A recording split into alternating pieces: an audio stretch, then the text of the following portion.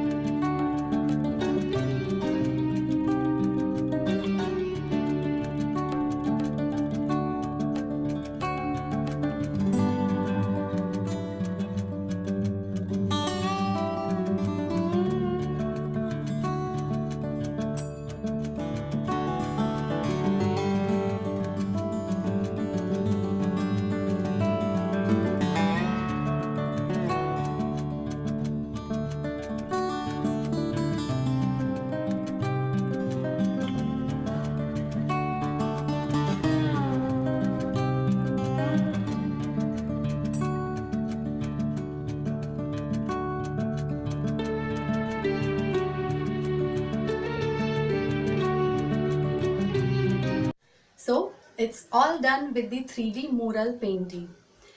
I hope you will feel refreshed after doing this. If you have enjoyed watching this video, then please hit the thumbs up icon and do subscribe my channel for more such creative videos. And don't forget to hit the notification icon. See you next time. Till then, keep reviving an artist inside you. Bye.